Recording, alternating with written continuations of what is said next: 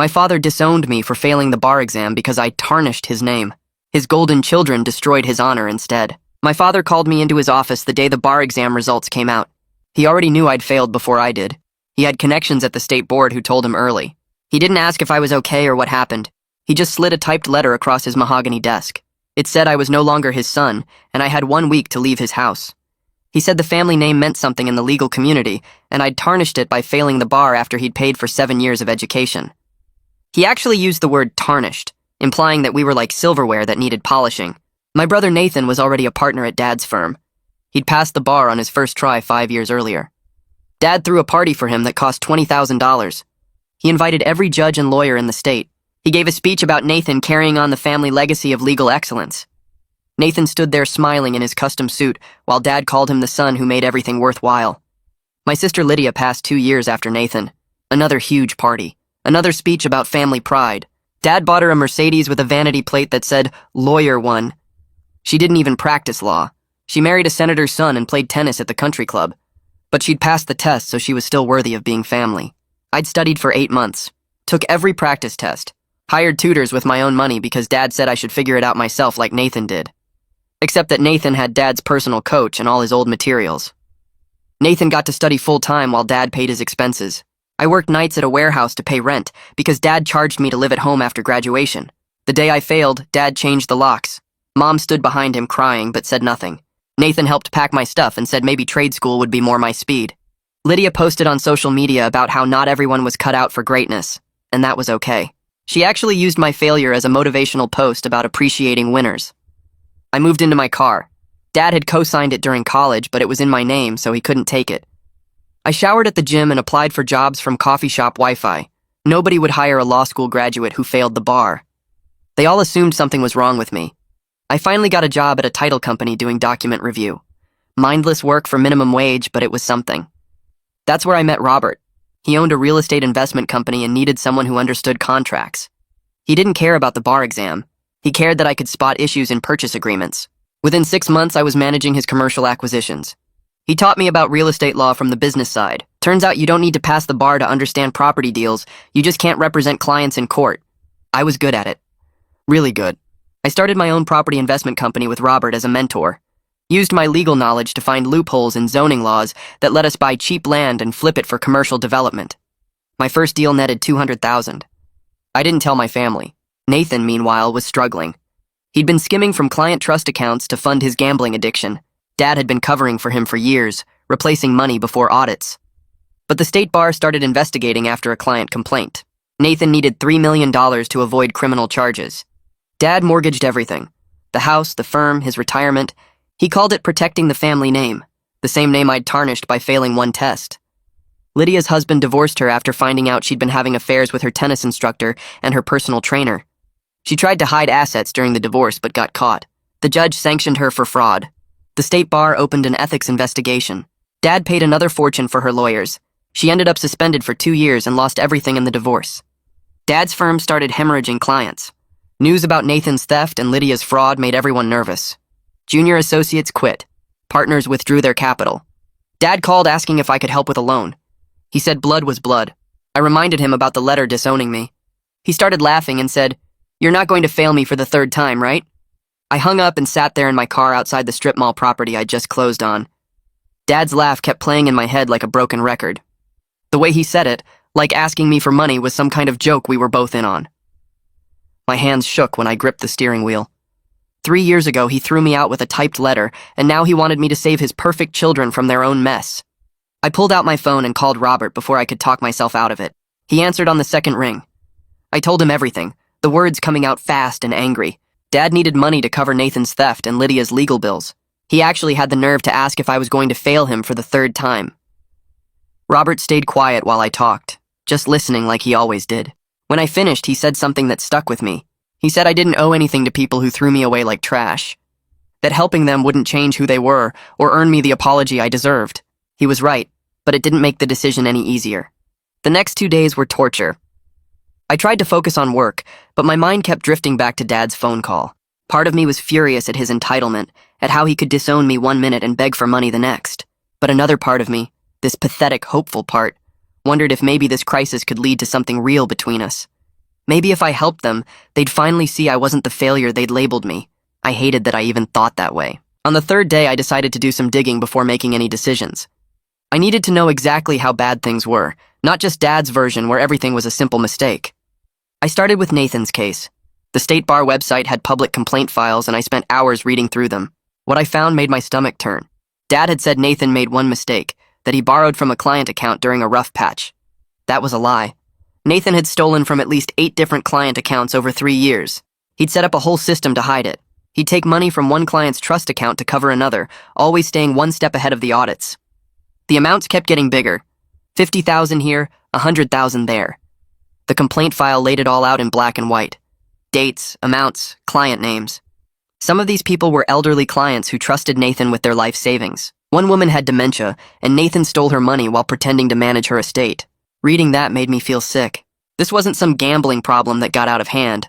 This was calculated theft over years, and Dad had known. The documents showed Dad had covered shortfalls multiple times before the state bar caught on. Then I looked into Lydia's case. Dad had made it sound like she just hid some assets during her divorce, something lots of people try to do. Wrong again. The judge's written order was public record, and I read every page. Lydia hadn't just hidden assets. She'd forged her husband's signature on financial documents. She'd lied under oath during depositions about bank accounts and property she owned. She'd transferred money to fake companies she'd set up to hide it from the divorce proceedings. The judge used words like deliberate fraud and pattern of deception. He wrote that Lydia had shown a complete disregard for the truth and the legal system. The state bar investigation found even more. She'd falsified continuing education credits for 3 years, never attending the required training courses, but submitting fake certificates. She'd been playing tennis at the country club during hours she claimed to be in legal seminars. Yet Dad still called it all a misunderstanding, like she'd just made an innocent mistake. 3 days after the first call, Dad called again. I could hear the difference in his voice right away.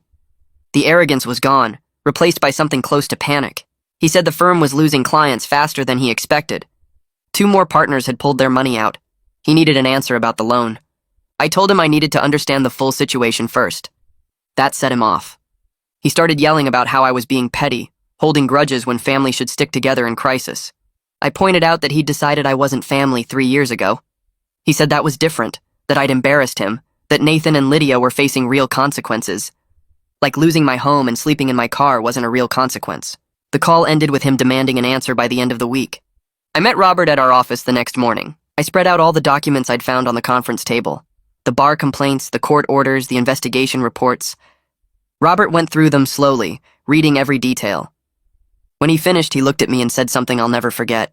He said Dad was asking me to fund the consequences of choices he'd enabled for years. That the same man who called me a failure for one test result was now begging that failure to rescue his legacy. He asked me what I thought would happen if I gave Dad the money. Would Nathan suddenly become honest? Would Lydia stop lying? Would Dad apologize for throwing me out? We both knew the answers. Robert said the only thing that would change is I'd be broke, and they'd still be the same people they'd always been. My phone rang while we were sitting there. Unknown number. I almost didn't answer, but something made me pick up. It was Mom. Her voice was shaking, so bad I could barely understand her at first. She said she was sorry, that she should have stood up for me when Dad threw me out, that she'd been wrong to stay silent. She said she'd been watching me succeed from afar, hearing about my business through mutual friends. She said she was proud of what I'd built without their help or their name. I didn't know what to say. For 3 years, I'd written her off as just another enabler, someone who chose Dad's cruelty over her own son. Now she was apologizing, and I felt completely off balance. We talked for over an hour. Mom told me things I'd never known. About how Dad had controlled everything in their marriage, how she'd lost herself trying to keep the peace. Then she said something that shocked me. She had her own savings account that Dad didn't know about. She'd been setting aside money for years, just small amounts he wouldn't notice. She said she'd been too scared to leave before, but watching what happened to me had changed something in her. She saw clearly for the first time how Dad destroyed anyone who didn't fit his perfect image. She said she wasn't sure if she had the courage to actually leave, but at least now she knew she had the option. The money was there if she needed it. I told her I'd help her if she decided to go, that she could stay with me until she got on her feet. She started crying and thanked me. We agreed to meet for coffee the next week, just the 2 of us. That night I got an email from Nathan. It was long, full of excuses about his gambling addiction and the stress of living up to Dad's expectations. He said he never meant to hurt anyone, that the clients would be made whole through Dad's mortgage on the house and the firm. He went on about how addiction was a disease and he was getting help now. But nowhere in that whole email did he apologize to me. Not once did he acknowledge helping pack my stuff into my car or telling me to try trade school. He just assumed I'd help because we were brothers and that's what brothers do. Like the past 3 years hadn't happened. Like he hadn't stood by while Dad destroyed me over a test score while he was actively stealing from vulnerable clients. I read that email 3 times looking for any sign of real remorse or acknowledgement of how they'd treated me. There was nothing. Just excuses and assumptions that I'd come running to save them all. I opened my laptop and typed a single line back to Nathan. Do you remember helping me pack my stuff into my car after Dad changed the locks? I hit send before I could second-guess myself. The message showed as read within minutes, but no reply came. Hours passed and still nothing. I checked my phone obsessively for the rest of the day, but Nathan stayed silent. That silence felt better than any apology he could have written because it meant my point had landed exactly where I wanted it to. He knew what he'd done and couldn't find words to defend it. The satisfaction was cold and hard in my chest. 2 days later, I was walking the perimeter of a commercial lot we'd just acquired when a black SUV pulled up to the construction fence. The vehicle looked expensive, one of those luxury models with chrome trim and oversized wheels. Lydia climbed out wearing designer workout clothes, the kind with subtle logos that cost more than most people's monthly rent. Her blonde hair was pulled back in a ponytail, and she had on sunglasses that probably cost what I used to make in a week at the title company. The SUV had temporary dealer plates. She walked toward me smiling like we were old friends meeting for lunch. She started asking questions about my business, looking around at the property with fake interest. She said she'd heard through mutual acquaintances that I was doing well in real estate. She kept touching my arm and laughing at things that weren't funny. Then she said she always knew I'd land on my feet, that I was too smart and driven to let one setback keep me down.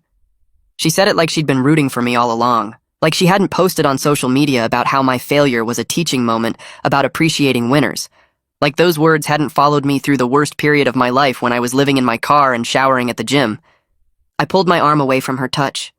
I told her I remembered her social media post word for word, that I'd seen it while sitting in a coffee shop using their Wi-Fi to apply for jobs that wouldn't hire me. I asked her if she remembered writing that not everyone was cut out for greatness, and that was okay. If she remembered using my lowest moment as content for her followers. She stepped back and her smile faltered. She said I was being too sensitive, that it wasn't personal, that she was just trying to be inspirational and I was taking it the wrong way. She said we were family, and she was going through a really hard time right now with the divorce and the bar suspension. She asked if I couldn't just let the past go and help her out since she'd always supported me. I almost laughed at that last part. Instead, I told her to leave my property and not come back. She stood there for a moment looking shocked, then got in her SUV and drove away. That afternoon, Robert called me into the conference room. He had papers spread across the table, financial projections and site plans for a massive commercial development downtown, a medical complex with retail space and office buildings. The numbers were staggering. We'd need to commit every dollar of available capital and all our attention for at least 6 months. Robert walked me through the analysis. The profit potential could triple our company's value if we executed it right. But it required total focus. No distractions, no divided attention, no family drama pulling me away from critical decisions. We sat there looking at those numbers, and I knew this was the choice. Keep getting sucked into my family's problems, or commit to building something real that was actually mine. I got a call 3 days later from a guy I knew who worked in the prosecutor's office. We'd gone to law school together and stayed in touch. He asked if I knew my brother was facing serious criminal charges. I said I knew about the bar investigation, but that was it. He told me the amount Nathan stole put him over the threshold for felony embezzlement. Multiple counts. Dad had been calling the prosecutor's office daily trying to negotiate a deal, offering full restitution, character references, anything to keep Nathan out of jail.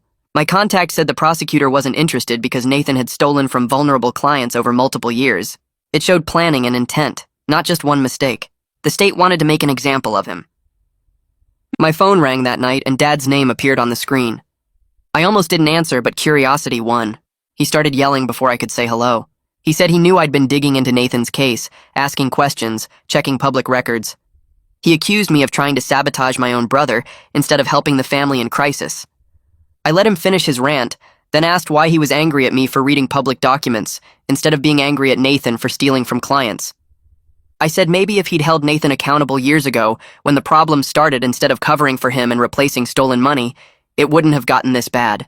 Dad said I didn't understand the pressure Nathan was under, or what it meant to protect the family name. I hung up on him mid-sentence. The formal notice came 2 weeks later. The state bar suspended Nathan pending the outcome of criminal proceedings. He couldn't practice law or work at Dad's firm anymore. Dad had to send letters to all of Nathan's clients explaining that their cases were being reassigned to other attorneys. I heard through the legal community that several clients fired the firm entirely when they got those letters. Nobody wanted their case handled by a firm where the partner had been stealing from client trust accounts.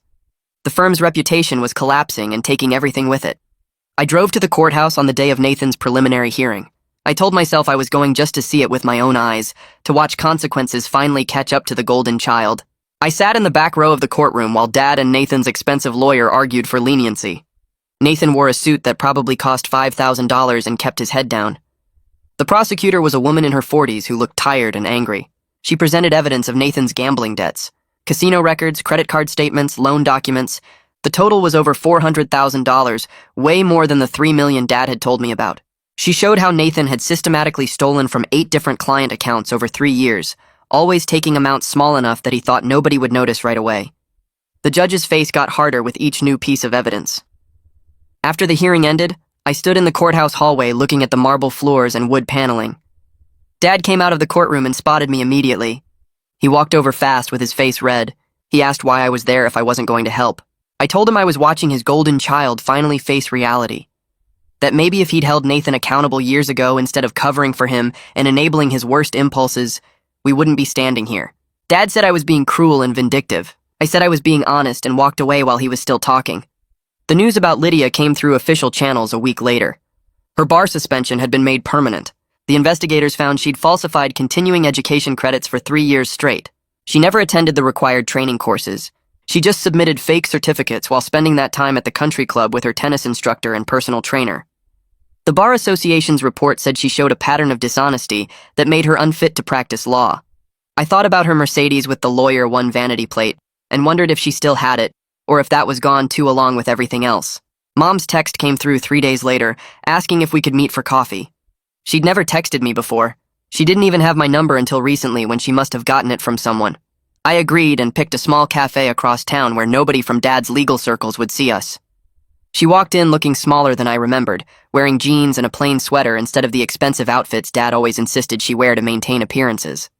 The exhaustion on her face had nothing to do with lack of sleep. It was deeper, the kind that comes from carrying weight for too long. We sat down and she ordered black coffee, no sugar, which surprised me because she always drank it with cream and 2 sugars. I asked if she was okay and she laughed, but it sounded hollow. She said she'd been living in a prison of Dad's expectations and judgments for 30 years. Every decision filtered through what he'd think, what it would look like to his colleagues, whether it met his standards for the family image. She talked about watching him throw away his son over a test score and how something finally broke in her ability to pretend everything was fine. She'd spent decades enabling his toxic behavior, standing silent while he destroyed relationships and crushed people under his need for status. She apologized again for not defending me when he changed the locks, for choosing his approval over her own child. I told her I understood it wasn't simple, that Dad's control was suffocating and she'd been trapped in it longer than anyone. She cried quietly into her coffee while other customers pretended not to notice. She said she had savings Dad didn't know about, money she'd been setting aside for years in case she ever found the courage to leave. I asked what was stopping her now, and she said fear, habit, the terror of starting over at her age after building her entire identity around being his wife. We talked for 2 hours, and when we left, she hugged me tight and thanked me for not turning her away after everything. I made my decision that night sitting in my apartment looking at the commercial development contracts spread across my desk. Dad called the next morning and I let it ring twice before answering. I told him I wasn't giving him money, but I would help Mom if she decided to leave him. The line went silent for so long I thought he'd hung up. Then he said I was just like he always thought, selfish and vindictive, willing to watch my own family suffer to feed my ego. His voice had that same cold edge it carried the day he handed me the disownment letter. I felt my jaw tighten but kept my voice steady. I told him he was the one who decided I wasn't family anymore when I failed his test, and I'd simply taken him at his word for the past 3 years. He sputtered about how that was different, how I'd embarrassed him in front of his colleagues and peers, how Nathan and Lydia were facing real consequences while I was being petty about hurt feelings. I let him finish his rant, then said his firm failing and his golden children facing justice wasn't my problem to solve. The only family member I was interested in helping was Mom if she wanted out. He started yelling about loyalty and blood and family obligation. I told him those words meant nothing coming from someone who threw away his son over one exam result while spending hundreds of thousands protecting thieves and liars because they passed a test. Dad hung up on me and I sat there holding my phone feeling lighter than I had in years. The weight I'd been carrying around, that desperate need for his approval and validation, just evaporated. I didn't need anything from him anymore. Nathan's plea hearing happened 6 weeks later. I didn't plan to go, but Robert convinced me I'd regret missing it.